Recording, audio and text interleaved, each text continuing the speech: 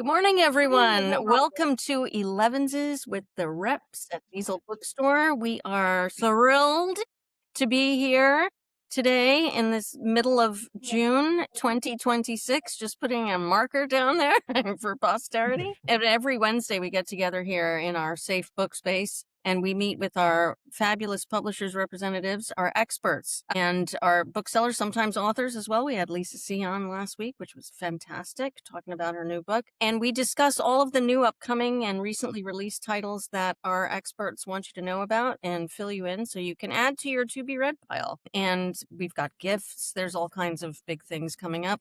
Father's Day is around the corner. Just fabulous recommendations. And these are the wonderful people who will fill you in on all of the details. And I'm going to introduce, we have two of the best here today. I'm very excited. And I'm going to introduce them in a second. But first, very important, I want to tell you about what's going on in the store at Diesel this week coming up, because we have just a jam-packed summer and so many fun things happening. Like, for example, tonight, in fact, at 6:30 p.m. at the store, we have Ashley Wren Collins and Jordan Rockwell discussing and signing She Wrote, He Wrote. That's tonight at the store at 6:30 p.m. And then we have on Thursday coming up, that's tomorrow night, the 18th at 6:30 p.m., Jonathan Jakubowicz and discussing and signing The Adventures of Juan Planchard. That is going to be tomorrow at 6:30 p.m. And joining him in conversation will be the award-winning actor Edgar Ramirez. So that's at the store tomorrow at 6:30, but also happening tomorrow at 7 p.m. We have an off-site event, very exciting. That is a ticketed event, Diesel, along with ALOUD and LFLA, presenting Contrapposto, a novel by Dave Eggers. So that is going to be at the Ralph Freud Playhouse, and that is ticketed. All of the information is on our website, www.dieselbookstore.com, so you can check that out there. I know, so much to choose from. Yeah. And then on Tuesday, the last one I want to talk about today, June 23rd at 6:30 p.m., RJ Valldeperas with Victoria Aveyard, and we love Victoria, a friend of the store, discussing and signing Their Will Undone. So that is going to be Tuesday, the 23rd. Wow, next week is the 23rd already? What happened to June? What happened? I mean, really. Anyway, so many, it's a lot to choose from. I know I threw a lot at you, but again, dieselbookstore.com events, you can see everything coming up. And there's a lot. It's going to be a big summer. All right. I want to introduce our reps today, and we haven't seen either one of them for a while, so I'm super excited to hear what they have to say. And even I have a couple of books I'm going to talk about today. Big day. So first, joining us, we have Andrea Tetrick from PGW. Welcome back, Andrea. And welcome back, Dave Ehrlich from Chronicle Books. You guys are my favorites, and I'm happy to see you here today. So don't tell anyone. Don't tell anyone. I know. Don't tell the others. All right, Andrea, why don't you lead us off today? Okay, thank you. I appreciate the invite, and it's especially fun when Dave and I get to hang out for Elevenses. Our schedules don't always coincide. So good seeing you, Dave. The first book I want to talk about today is The Bookseller. This is a D.S. George Cross mystery, and it is summertime, so I'm featuring two paperbacks. It's a little bit easier to pick up a paperback, especially if you're going to the beach or the mountains or to Spain, say. And this is a series that was, it started out in the UK. Tim Sullivan is British, and it's sold over, I think they're selling about 40,000 copies a month, each of these books in the series in the UK now. There's a Brit box, a series in the works. So it's firing on all cylinders here. And this continues the beloved Detective Sergeant George Cross, who's a neurodivergent detective. This is the continuing saga of his keen ability to solve crimes. And this one, each of these books, the title coincides with whoever's going to get it, okay? So the bookseller in this one. And don't worry, Debra and Joey behind the scenes, this is a rare bookshop murder. So you're okay. And so basically, a violent murder takes place in a rare bookshop, and that kicks this propulsive new novel off here. These are highly bingeable. I was talking to a friend of mine in town, and I had given an early one of these, a galley, to her husband, and she told me that he's gone back and has bought 4 of them.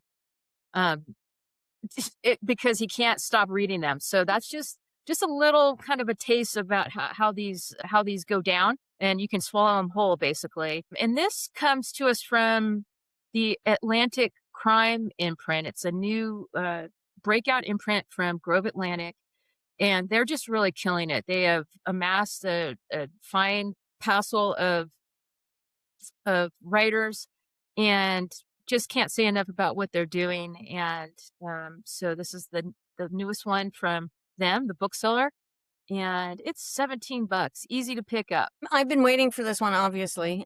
I know you've been having like so much fun selling this series, Yeah, Andrea. When I remember when good. you got it, and then you said this one was coming, and I was like, okay, well, you know, excited for the Bookseller for obvious reasons. I love that there's been like this resurgence. Well, this is an older work, but I love that there seems to have been this resurgence of, you know, looking at booksellers, and it is usually rare and or used books or something, but there's been a bunch of TV series, I feel like, that have featured bookstores and booksellers, and I'm excited to hear that there's a BritBox show coming on this one Oh as well. yeah, yeah.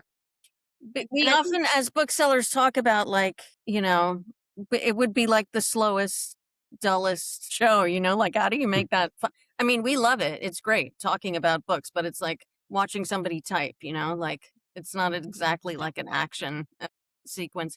But these are but I've been waiting for this one because it's got the murder in it. So yeah, yeah. yeah. And the And others are great too. yeah, and he's the main character, George Cross, is just he's beloved. He's really, I mean, the critics are saying that he is like the most iconic British fictional detective in the 21st century. I mean, that's, pretty highfalutin. And I have to say, he is really he's such a fascinating character to follow. So, Yeah, a lot of fun for everybody. Doing really well with those. Thank you, Andrea. Great summer read, Jim. Dave? Okay, thanks, Deborah. Thanks, Diesel, for having me. I'm going to start off today with a book that I have been meaning to talk about for months. This came out in mid-spring. I just kept deprioritizing it each 11s for other things, and now it is time. I want to talk about Party Tricks. This comes to us from the amazing Anna Hetzel. She was the author of the really, really cool 10 Fish cookbook we did a couple years ago, right as the 10 Fish craze was catching fire. That was called 10 to Table, Snacks for Aficionados. Get it? She takes the concept here of having ready-made stuff in your pantry. She takes the concept of having really simple ingredients stocked up, things that you can pivot on quickly, things that are very snacky and modular and can be put together in sort of components. So the idea here is that a friend shows up with a bottle of wine unexpectedly. You don't want to turn them away. You want to invite them in, but you also want to have something nibbly and fancy and lovely to serve them. Anna will equip you with an arsenal of ingredients that can be easily adapted into over 50 different elegant and super simple party snack recipes. You might remember me talking about a book called Snacking Dinners. That was from Georgia Friedman, maybe like a year and a half ago. And that's a lot of us want to eat this way now. A lot of us want to have sort of pieces that we can assemble into different ways. And it makes it easy to entertain. It's funny in the introduction, she talks about growing up and reading James Beard and reading Martha Stewart's first book, Entertaining, and the ways that people would host these kind of soirees or these sort of cocktail parties. Martha Stewart would spend, hours piping St. Andre cheese into hundreds of tiny snow peas. That's just Martha for you. That is not many of our bandwidth does not allow us to spend an hour piping cheese into snow peas. You don't need to put that kind of effort into Oh, why entertaining. not? Go on, embrace it. So these are really simple ideas. I'm going to share a few of the recipes with you. She talks about first how to shop, how to buy things like 10 Fish, how to buy kind of non-perishable pantry staples. Briny things in jars is one section in the book. Chips and crackers are a foundation for everything. I'm seeing a lot of recipes online lately that are like a chip tray where people put like prosciutto all over a bunch of kettle chips and olives and anchovies, that kind of concept. What kind of olive oils to stock? A few good salts to have. You can have all kinds of different salts: smoked salt, flaked salt. I love Maldron. Am I saying it right? Maldron. With that soft, flaky, you can do that as a topping for things. Even things like nuts, chocolates, or seltzers can all be easily used and adaptable. I think this is a brilliant idea. Endives with a little scoop of white fish and then some trout roe and some chives. That is an instant, beautiful, elegant little nibble. She's got really simple things like tomatoes with chili butter and a crunchy seed confetti. Literally, all you have to do is chop these tomatoes up, throw this chili butter together, and drizzle them with a crunchy topping. I like this idea. These are called cheese dreams. Many of my dreams are cheese dreams. To be honest, that's a prevailing theme. These are miniature cheddar toasts with a cornichon. If you've got all these things in your pantry, you're ready to go. She delves deep into the world of puff pastry. Your friend and mine, a really simple way to make something that looks like you spent hours making it. And then there's some really simple ideas. These are just slices of cantaloupe with a vanilla infused sea salt. You just take vanilla bean and mix it through with like a flaky salt, drizzle it over some cantaloupe, and that's an appetizer. Goes great with a drink, an aperitif, or a cocktail. There's some really nice desserts in the back here. A salty peanut butter budino with toffee toasted cornflakes. This comes together so much easier than you expect. And then this is like the piece de resistance here. We all love magic shell as kids. This is a pistachio cream magic shell served over ice cream. If you keep a jar of pistachio cream on hand, you just throw in some kosher salt and ice cream, and you've got a really beautiful dessert to serve for your guests. Very cute little compact sized book. It's got a couple like pretty gatefolds. The photography is gorgeous, as all of our little cookbooks are. This is a $24.95 hardcover. Nice hostess or host gift, and something also just to keep in your house for when these kind of occasions. Thank What a you, great Dave. I agreement. love this. Yeah. Sorry, Andrea, go ahead. Well, it's a great idea for a little addition to your cookbook collection. Mm-hmm. Yeah, and it's small. It's like your little citrus one and the sauce one, and I love these small little books that you can just grab at the minute, to get ready. But also, I love the whole concept of grabbing a few things here and there and making it look really spectacular and focusing on flavor and. I have this conversation all the time with people about how if something looks really appetizing and beautiful and, it just is stunning to look at, your brain is just automatically programmed to like it before you eat. Pleasure, immediate, Yeah. You eat with your eyes first, they say, but that really is true. And it because your brain will tell you, I mean, obviously if it's awful, but it's like an extra layer of flavor that you get just by looking at it, by the presentation. And these are such great little ideas. And of course, they're really everything is pretty. very expensive now. So being able to shop for small quantities of things where you can make, bigger visual impact and a lot of flavor without like, a little tiny bag of groceries is like, $80 now. So, Right. And the idea here too is that if you can get these things done in advance, a lot of these things are preppable in advance, then you have more time to hang out with your guests and more time to enjoy the party. You don't want to spend the party fussing and prepping. Right. So these are all built with having these things done in advance and being able to relax and enjoy yourself while you're partying. It's a great little book. I love it. I, of course, have a copy. And I love it. And it's extremely useful. Naturally. Thank you, Dave. All right. Well, I have a couple of books I want to talk about today. And the first one I want to talk about, we haven't heard from a Bookseller for a while. So I want to talk about Enormous Wings by Laurie Frankel. Okay. So this is a hardcover that came out last month at the beginning of May. And I was I didn't read it ahead of time, but I missed it somehow. And then I saw the premise just really intrigued me. So I said, all right, I'm going to have to check this out. And the premise is this. a 77-year-old woman named Pepper Mills, and that's the first, sort of funny, humorous aside. She's has an accident, like a fender bender, and her kids are like, "That's it. You can't. You need help." So she sort of kind of gives up this sort of living independently, and she allows her kids to kind of talk her into moving into a retirement home where her ex-husband is already, actually, as it turns out. Anyway, so she sort of finds her place there, and she meets another gentleman who is also at the retirement home, and they start a romance, and they get together and they become a couple. But that is not the plot of this story. What happens is Pepper finds herself at the age of 77 pregnant. She she feels like she doesn't feel well, and she winds up, as she goes to a doctor, thinking all kinds of things that it could be, and no, it turns out she's pregnant. And Laurie Frankel has an explanation for how this happens, which is, it stretches credulity, but it's plausible enough. So we're in there. This 77-year-old woman is pregnant, and her doctor's like, "Well, okay, this is a phenomenon, obviously, but it'll just terminate itself. You're too advanced age and whatever." But that does not happen. And so now this 77-year-old woman is, like having a baby, and she's like, "No, I can't do this. We're gonna have to move this along, because obviously it's not. I can't do this." But what is the problem, you say? She's in Texas. Oh, no. Yeah. So she cannot, and then they have to start thinking about crossing state lines. Her granddaughter is like, "I'll take you," kind of a thing. But basically, so this is what happens. And it,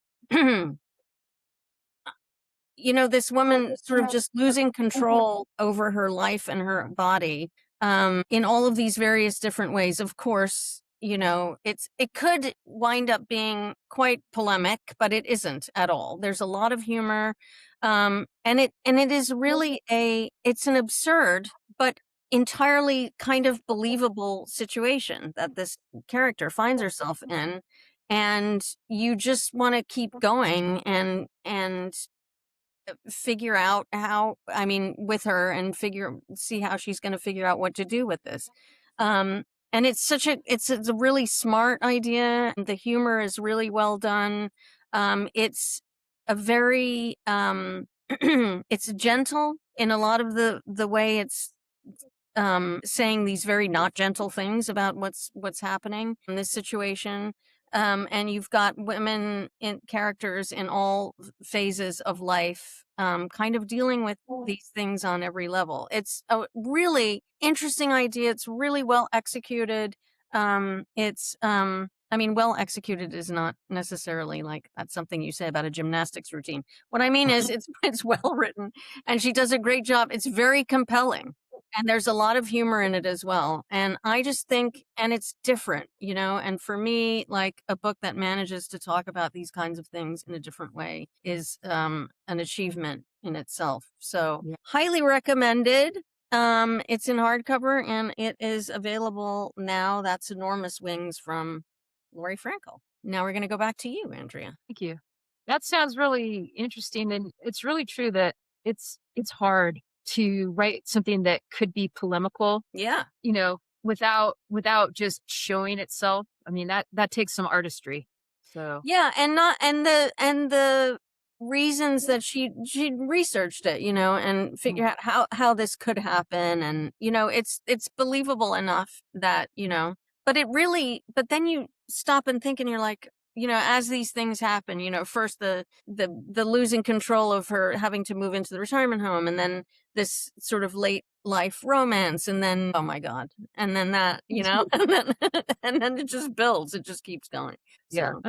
Okay. So, it is Father's Day this weekend. We were talking earlier about what happened to June. Well, suddenly it's Father's Day. And so here's one in case you need a gift, or may be interested in American history, 20th century history, this is a good one for you. Or baseball. The first All-Star game, Babe Ruth, FDR, and America at the Crossroads. So, acclaimed journalist Randall Sullivan, he has written many books on many topics, and it's always interesting to see what he sinks his teeth into. And this time, he just brilliantly serves up a snapshot of America struggling to find its footing amid the ravages of the Great Depression. And it's told through the story of the first baseball major league, the first all-star game in Major League history. And, he really can do it all, this author.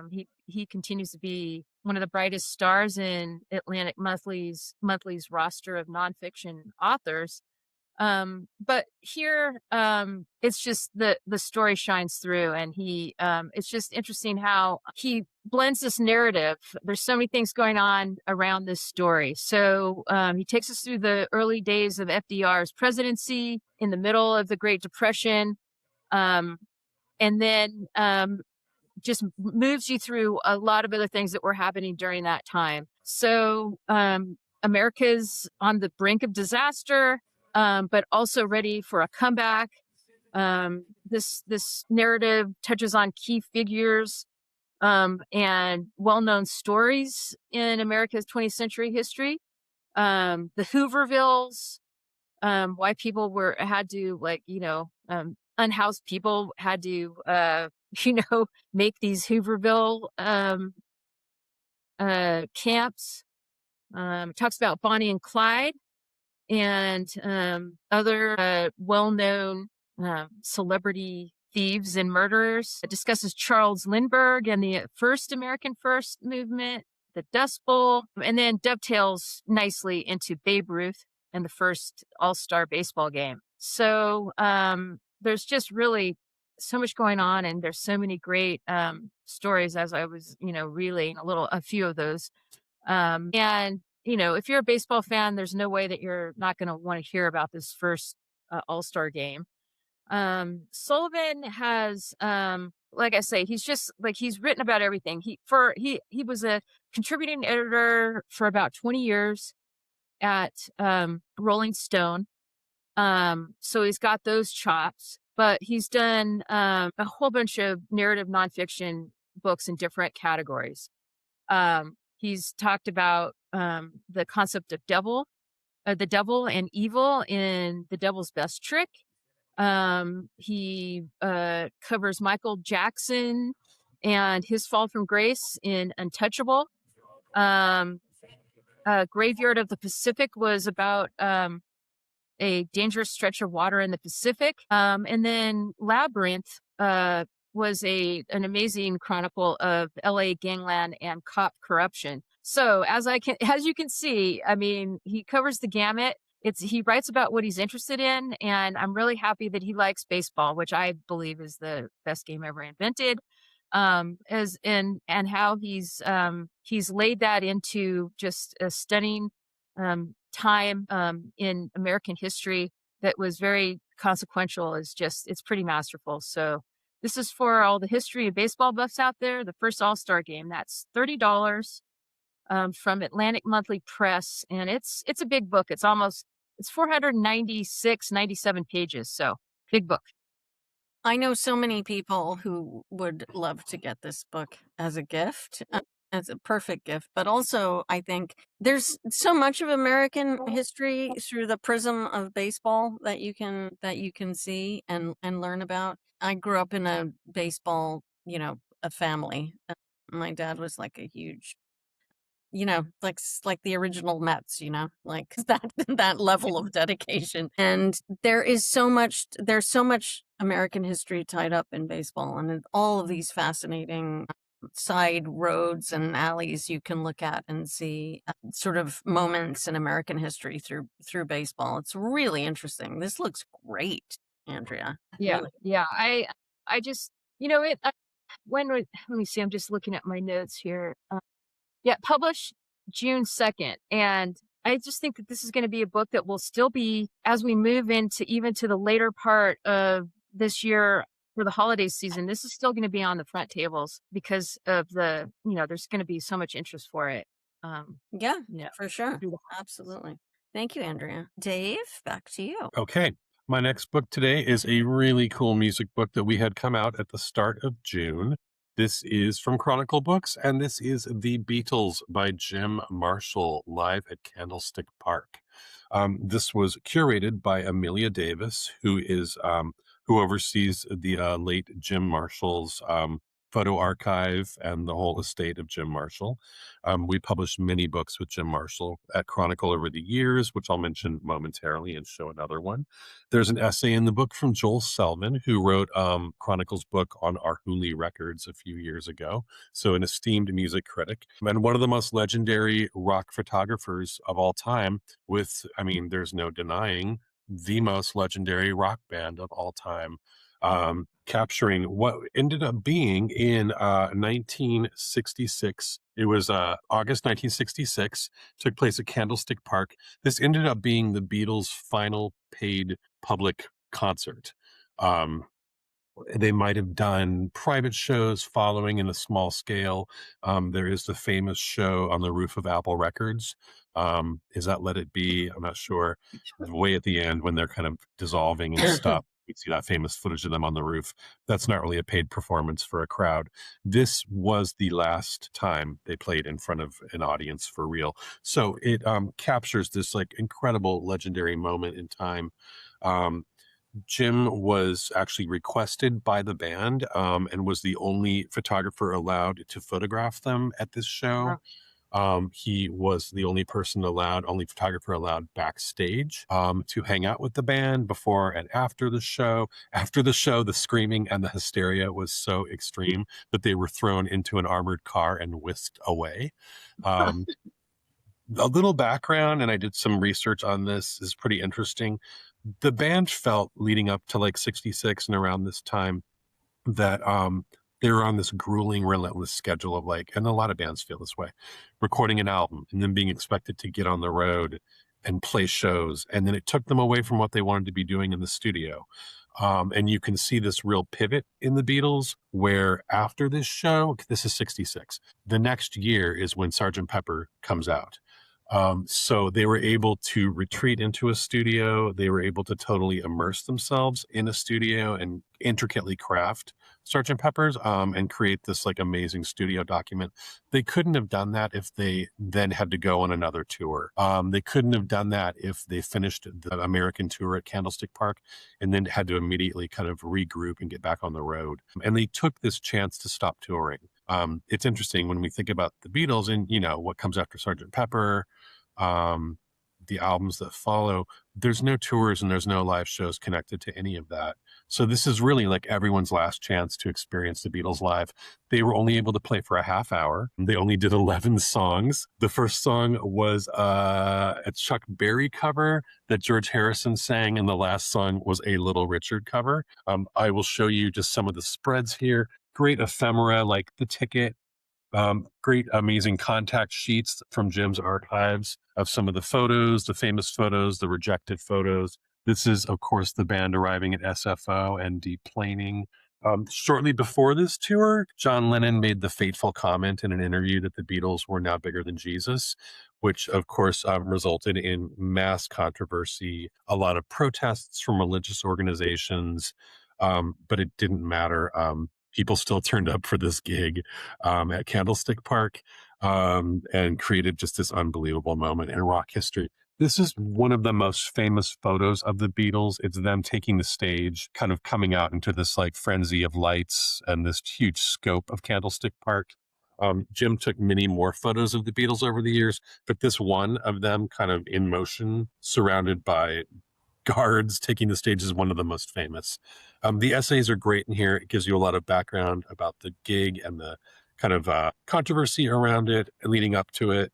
It was cold and very windy, and the band could not hear one another at all over the screaming. So amazingly, Paul and John were able to sing harmony despite it being able to hear absolutely nothing but shrieking. And all those photos are captured in this gorgeous, amazing document for fans and lovers of rock history. Jim also did, I have this in my library here at home, Rolling Stones. Oops. Weird piece of paper. Rolling Stones 1972 is another famous Jim Marshall book. This was, my God, why am I blanking on what album this is? I should know this as a Stones fan. But anyways, he did the Grateful Dead book last year with Chronicle. So we have a really nice history with Jim and his rock photo books at Chronicle. This is just another great entry into that canon. So out now. And we'll probably be seeing press, towards August when it is the actual anniversary of the show. So this will have legs through the season. There have been a number of, there's always a Beatles book, right? There's always a Beatles book coming. Right. There's always a biography. But I've been noticing some really gorgeous, photo books and histories coming of late, right? I think that the Peter Jackson Mm-hmm. documentary kind of kicked off a lot of this kind of stuff. This is gorgeous, though. This is another fabulous gift. It's so interesting to think that this was like, what was it, 50 years ago? I don't know, 60? 60. So it would be That's a 60, right? 60. Yeah, so it's a 60. Yeah, 60 years. Yeah, so 60 years, which is not, what is time? Never mind. Let's just move on. Just, I don't know. It's hard to believe that it was that long ago. Yeah, it is. Because it seems it's obviously so iconic and so folded into everything that we know already.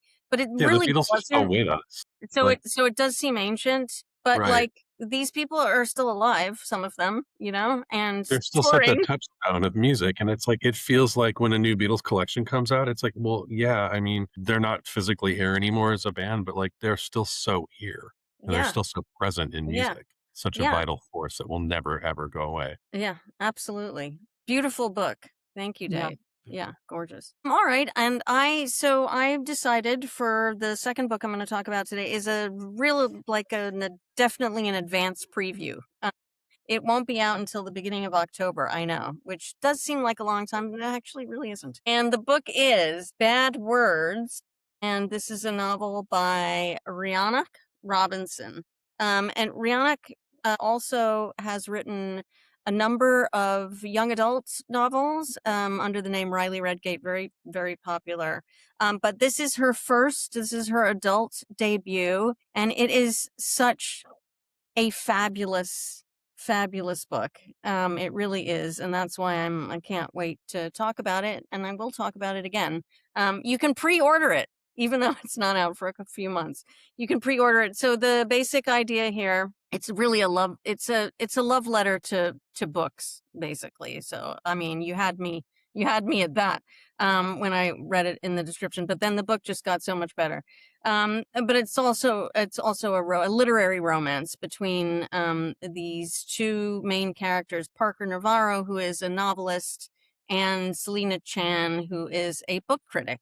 All right, so not a lot of books about book critics, but here we are, alternating points of view between the two of them. And the basic premise is Parker sold his first novel. He got a huge advance, one of those stories, a big advance, lots of hype, and was on this road to literary stardom. And then Selena Chan, who is a very influential book critic, just completely pans it, right?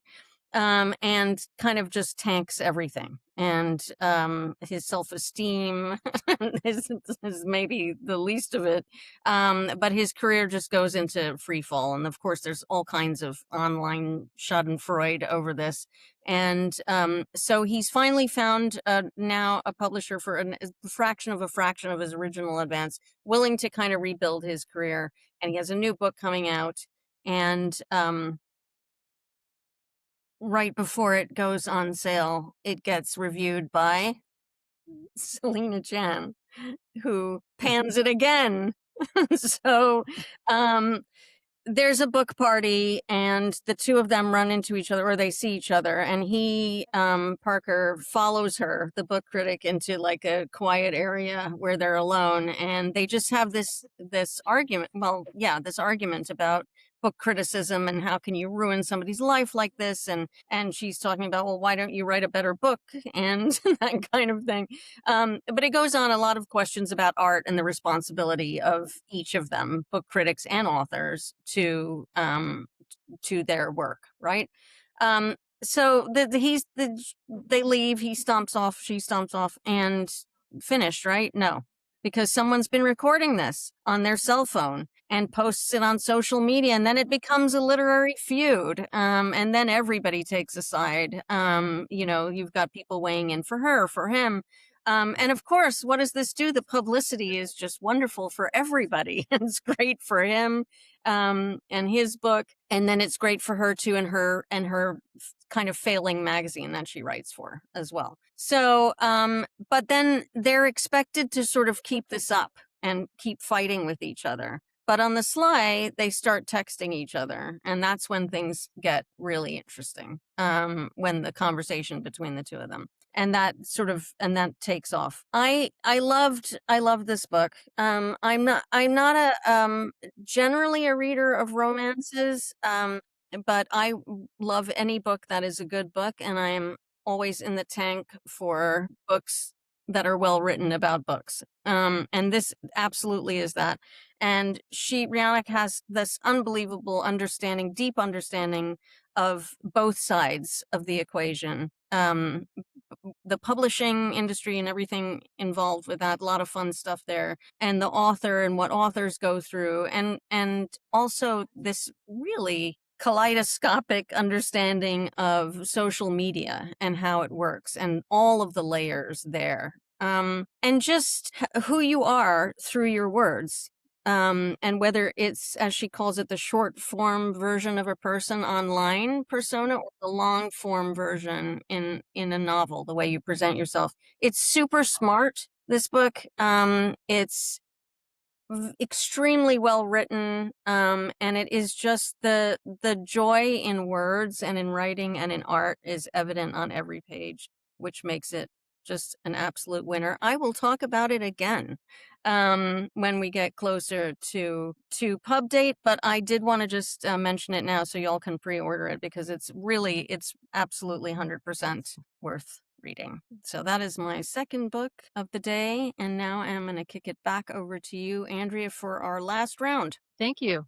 I am going back to a trade paperback original novel. This is The Very Secretive and Passionate Stella Miles Franklin, and this is from Europa Editions, and is by Alexandre Lapierre, and it's translated from the French. This is a biographical novel tracing the life of an early Australian feminist writer, the enigmatic literary legend Miles Franklin, who is best known for her master work, My Brilliant Career, which is being made into a miniseries on Netflix right now, and of course was adapted previously back in 1979 into a fabulous film of the same name. Highly recommend that film, by the way, if you haven't seen it. I just rewatched it, I don't know, a couple months ago, and was blown away once again. So this book is set in 1901, and Miles Franklin, when she wrote My Brilliant Career, she dropped the Stella from her name to write under a male pseudonym, because there was no chance that the book would have been published from a woman writer. And so Miles Franklin is, when we first see her in 1901, she's young. She's the daughter of poor bush farmers in Australia. She gets her first novel published against all odds, and then it's met with immense success, a great critical acclaim in the English-speaking world, not just Australia. She's working in the book to maintain her anonymity, because she knows things will go awry if they find out that it's written by a woman. It does happen. Her identity is revealed. And then Miles is exposed to misogyny and prejudices of the time. But Miles is a force of nature, and will not be silenced. And so this novel then traces her journey across 3 continents. So first, when she moves to the capital in Australia, in Sydney, she writes a like scathing expose of the conditions of working women in their lives. In America, she gets behind the nascent suffrage movement naturally as a feminist. Makes a lot of sense. And then in Serbia, of all places, she volunteers with the Serbian Red Cross during World War I. So she's after World War I, she's joining radical political circles in 1920s Europe, still fighting with the literary critics, and hanging out with writers and artists of note during that period. So, I mean, this woman had an amazing life, well beyond, her most famous novel, My Brilliant, God, why can't I think of the name? My Brilliant Career. And so this is just such a great fictional entree into her wider world. And I'm really happy that it is being published now, because I think that it is a perfect time to be reminded about how early feminist writers were on the scene, and how far we've come and how far we are now being uh, uh, I mean, at this point, there's actually quite a bit of pushback against women and their place in society from certain factions. And so I think it's kind of a cautionary tale. And so there's that bit as well. So there you go. This is a great little novel, The Very Secretive and Passionate Stella Miles Franklin. And it's actually not little, it's a doorstop at 496. Okay, you threw that one in there. Yeah, $20 for a trade paperback with French flaps. Not French bad. flap. I mean, Europa. I mention this every time you present a Europa book. How beautiful the books are. I love that Yeah. cover too. That cover is amazing. Yeah. With their And, French what a flaps, character. they're totally affordable. It's like Yeah. getting sort of a malleable hardcover, kind of. Yeah. No, it's Yeah. right. I mean, Yeah. seriously, like and it's just like it's a great deal. I mean, the book is going to look good on your bookshelf at home after you read it, but just a truly stunning character is really brought to light here fictionally. So Yeah, I don't know about her, and this has absolutely piqued my interest. So, and I would have picked it up for the cover alone. It's great. Andrea, is that the movie with Judy Davis? I think so. Yes. Love her. Yeah. It was a woman director. Let me see. I'm gonna have to look Have you not that seen up. it, Dave? Because No, and I love Judy Davis. I've always meant to see this. yeah, she's great. Yeah. Oh, it is. I've seen it like 3 times now, I think, and it just every time I watch it, I there's something else that comes out. Yeah, Judy Davis, Sam Neill, and Wendy Hughes, and it was directed by Gillian Armstrong. So and it's just really, it's so beautifully done, and also autobiographical for sure. All right, value added. Now you've got a book and a movie. Thanks, Andrea. Dave, let's finish it up for the day. All right. Bringing it home. An unusual pick for me, but I guess not, because I realize I've been talking about soccer books for a few weeks now and months now in my sales appointments, because we are all deep in World Cup frenzy. Right. This is a visually stunning book that is called The Ultimate Soccer Jersey Collection. And this comes to us from a group in, I believe it's 2 fans in Manchester that created an organization called Classic Football Shirts in 2006. They were 2 friends that were looking for one specific shirt or jersey, one vintage 1990 West Germany soccer jersey. And the thrill of the hunt, the thrill of finding this one specific jersey, they realized, wow, we have an entire industry here that we can kind of embark upon. The collectors and the fans of soccer and the fans of these, specifically these jerseys for these teams, are absolutely committed and rabid. Anybody that you know in your life that is a soccer fan, the jersey and the insignia and the emblematic kind of nature of these jerseys is a huge part of the fandom. Collecting these things, knowing that your favorite players have worn a famous jersey during a really famous game, that all plays into the collectability of these things. This is just a super visual, cool book, squishy cover, which we usually reserve for some of our baking cookbooks, but somehow it works beautifully here, like a squishy soccer ball. And there's text, there are essays on the game, there are essays on the teams, each jersey, the players, each jersey has like a descriptor and kind of an accompanying text. But it is like page after page of these incredible designs, and these incredible jerseys. Full disclosure, and we talked about this before we went live, I'm not a sports person, but I am an absolutely rabid music and film person. And I realized, I probably own, and I'm really not kidding, probably over 500 music t-shirts or band t-shirts. And I think it's the same fandom bug. So I can totally relate to this kind of fixation on these specific shirts. I'm that way with music shirts. I need a certain shirt of a band. I need a certain shirt of a album from a period of a group I like. And that kind of fandom is exactly the same here. The fans align themselves with these players and these teams, and that just becomes like part of the fandom. This is crazy. This Colorado Caribou shirt actually has, I don't know if you can see this, fringe on the shirt. It's not a bare midriff, which I think would be a hot look, but this is actual like fringe embedded on the shirt. There's all kinds of interesting details or weird little sartorial details.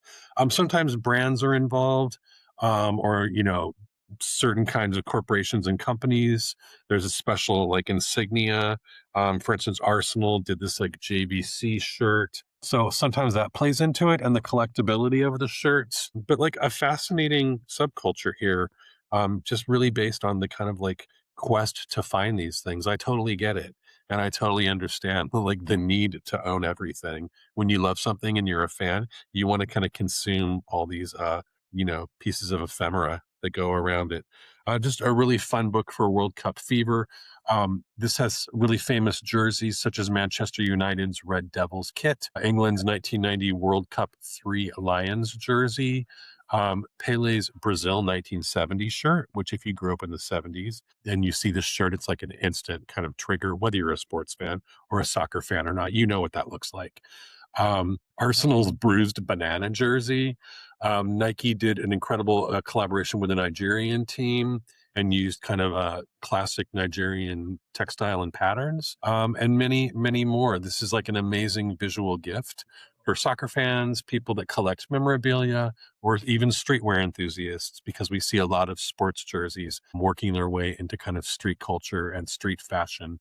So an absolute must-have for the fans. This is out now, $35, lovely hardcover gift. Yeah, this book's going to do really well because every time there's a, event like World Cup, there's all kinds of new fans come on board, and people want to do deep dives and investigate everything about the sports. And it happens all the time.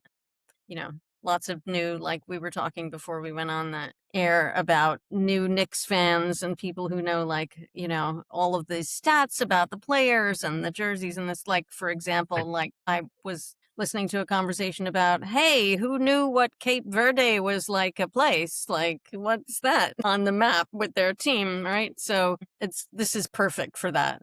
And so it's a perfect gift. You definitely know somebody who wants it. Right. If it's What not better you. time? Yeah, absolutely. Perfect timing. Good, and a Yeah. good looking book too. A lot of Yeah, fun and to I read think through. a stunning value at that price too. Absolutely. It's a big book. Yeah. And Yeah. it's just, I think there's over 300 photographs Yeah. of over 100 different Yeah. jerseys and teams. It's a no-brainer. There's going to be a lot of people that want to buy that for the soccer or / football enthusiasts in their life. Right. Yeah. Everybody knows one. So excellent. Thank you. Lots of amazing reads and really fantastic gift books. Thank you so much.